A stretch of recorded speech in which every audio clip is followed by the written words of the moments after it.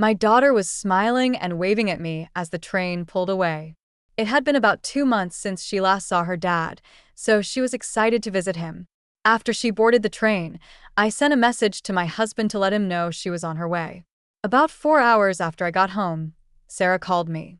I had told her to call when she arrived, so I assumed it was just a quick update. "Hi, Sarah. Did you make it to San Francisco and meet your dad?" But instead of her usual cheerful tone, she sounded upset. "Mom, can you come pick me up?" What? "What's wrong?" I asked, alarmed. "I didn't get to see Dad," she said. "What do you mean?" "I don't know. I haven't heard from him. When I went to his house, some strange woman answered and wouldn't let me in. My name is Lydie.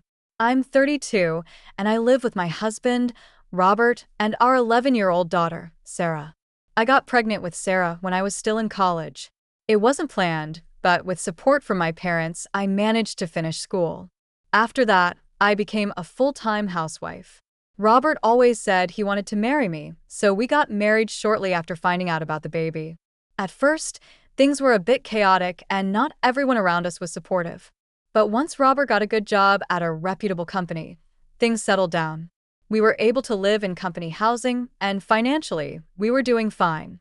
We didn't really have a typical honeymoon phase, but we didn't care. Sarah was adorable, and Robert doted on her. On weekends, he would take care of her so I could relax and spend time with my friends. I didn't have to give up on my hobbies or dressing up, and life felt comfortable.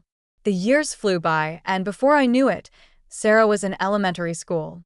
Around that time, Robert got promoted, which meant longer hours at work.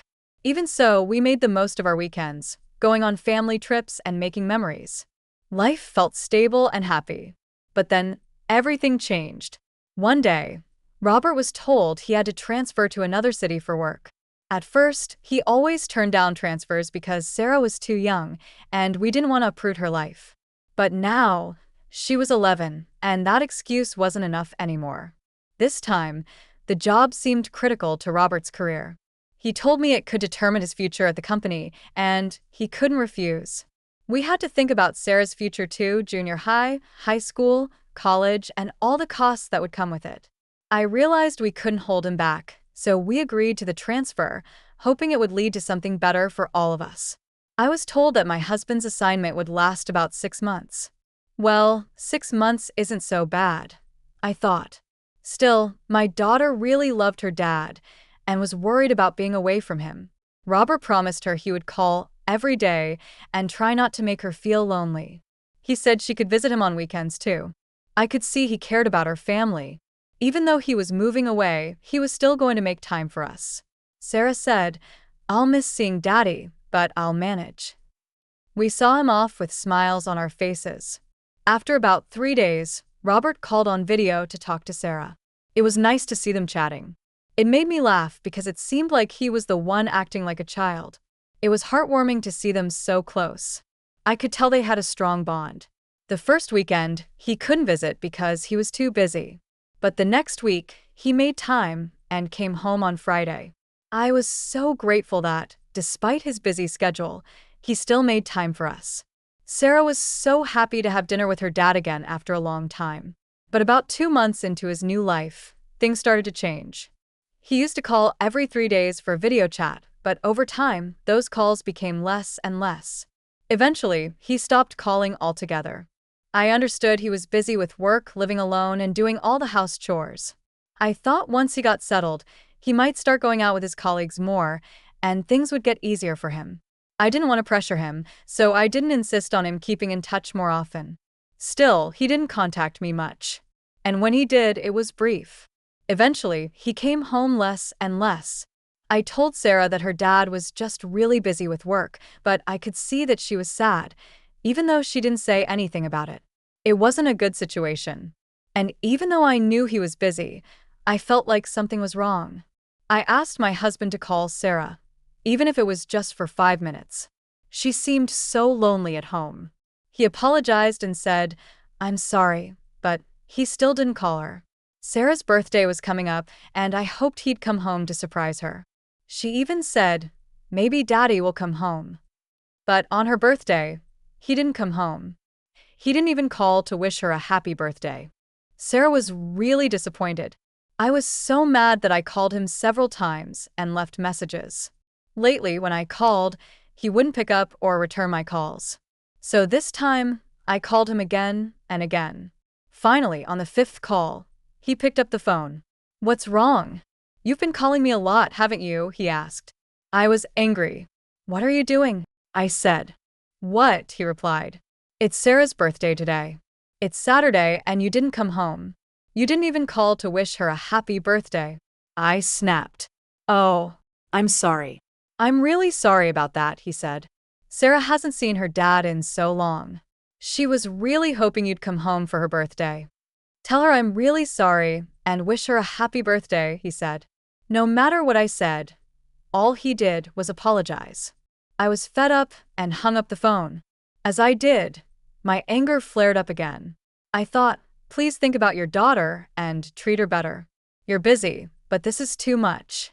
I sent him a message telling him just that. He replied with, "I understand. I'm sorry." But nothing changed. Another month went by, and Sarah started her summer vacation. She kept telling me that if her dad couldn't come to her, she'd go to him. She said this every day since summer vacation started. I decided to let her visit him on her own. She was excited about the idea and wanted to try something new. We live in Los Angeles and Robert lives in San Francisco. Now she could take a train there. So I drove her to the station. I called Robert to let him know that Sarah would be arriving in San Francisco. He agreed to pick her up. Finally, Sarah would get to see her dad again after a long time. On Saturday, I saw her off and headed home. As the train pulled away, she waved at me with a big smile. It had been 2 months since she last saw Robert, so I knew she was really looking forward to it. I sent a message to Robert right after Sarah got on the train. About 4 hours later, I got a call from Sarah. It was around noon, and since she had left early that morning, I assumed she had already met up with Robert and maybe even had lunch before calling me. I had told Sarah to call me when she arrived. So when the phone rang, I thought she was calling to update me. "Hello, Sarah. Did you make it to San Francisco and meet your dad?" I asked. But her voice was upset. "Mom, come pick me up right now, please." What? "What's wrong?" "I didn't see Dad." "What do you mean?" "I don't know. I haven't heard from him. When I went to his house, some strange woman turned me away." "What?" I was shocked. I needed to pick her up right away. "Where are you?" I asked. "I'm back at the San Francisco station. I'm just sitting in a fast food restaurant, trying to pass the time." I immediately got in the car and drove to the station. Once I arrived, I bought a ticket and caught the next train to San Francisco. When I finally got there, Sarah was waiting for me, her eyes full of tears. We went to a nearby cafe, and I ordered some pancakes that were famous in the area. As soon as they came, Sarah's face brightened a little, and she seemed to calm down. I asked her what had happened. She explained that when she got to San Francisco station, she couldn't get in touch with Robert. She waited for about 30 minutes, but he never showed up. So she decided to go to his house by herself. I had given her his address just in case something went wrong. Since she's good with smartphones, she quickly found her way there using a map. She took the train to Robert's place, and when she rang the doorbell, a woman's voice answered. "Who are you?" the woman asked. Sarah was surprised but said, "I'm here to see my dad." The woman told Sarah to go home because she was in the way and wouldn't let her see Robert. Then the woman hung up without opening the door. So Sarah went back to the station. I was so angry that I couldn't hold it in anymore. "If she told you not to see your dad, then let's not see him," I said to Sarah. I took my daughter home and started preparing to leave.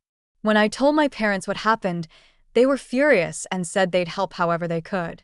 For now, my parents let us stay with them until I could find a job. Eventually, my husband called. I didn't see Sarah at the station. "Did something happen?" he asked. I figured his mistress didn't tell him. She had turned Sarah away. I also doubted he even went to the station since there had been no word from him when I picked up Sarah. I was stunned but decided to keep calm for now. Sarah got sick on the way there and had to turn around. I lied. "We just finished at the hospital. Sorry I couldn't call earlier." "Oh, I see. I understand," he replied. I ended the call and was seething with anger. It was so obvious he didn't really care. Well, let him dig his own grave. I'm done, I thought. After that, I started taking action. First, I packed up his things and sent them to his address. Then, I got the results of the investigation I had ordered from a private detective. I sent the proof of his affair along with a certified letter to his work. A few days later, my husband called, sounding furious. "What the hell are you doing?" he yelled. "Huh? What do you mean?" I said. "I just thought I'd let everyone know what you've been up to." "You've got to be kidding me. We're in the middle of a huge problem here," he snapped. "Of course we are. That's what I was trying to fix," I said smugly. "By the way, I sent your stuff back because I don't need it and I'm not paying rent on that apartment anymore." "What?" he asked, shocked. "Sarah and I moved out of that apartment," I said. "You left the apartment? When?" "About a month ago." "What? No one's lived there for a month, and we still had to pay rent." "Well, yeah, but it's in your name, so that's your problem." "No," he shouted. "You're 2 months behind on rent now. I've been getting calls from an unknown number. I bet that's why we're going to be evicted." "Not my problem," I said coldly. "But we'll be in trouble if I lose the apartment. Why didn't you just stay there? And you sent a certified letter to my company. Do you know what you've done? They found out about my affair. They're replacing me and moving me back to Los Angeles. And now, because you sent my stuff back, I don't even have a place to live there." I almost laughed because everything had worked out better than I expected, but I kept calm and said, "You've hurt Sarah and me so much. Now you're going to pay the price. And this isn't over." "What do you mean?" he asked, his voice shaking. "I'm filing for divorce. And I'll be demanding alimony and child support." "Oh no, let's just let the lawyers handle it and get this over with," I said, then hung up. I hired a lawyer, and everything went as planned. The divorce was finalized without any issues. I filed for alimony from my ex-husband and his mistress, as well as child support. My ex-husband became the center of a huge scandal after his affair was exposed, leading to his transfer back. He became a joke at his company. Female employees looked down on him, and his chances for promotion were gone. But he couldn't quit his job because he had alimony and child support to pay. He must have felt embarrassed every day. My daughter, disappointed in him, refused to see him, even when he apologized and tried to meet with her. He deserved it. As for me, I found a job, and my daughter and I now live happily in a cozy apartment. I'm working hard to support her and excited to see her grow up.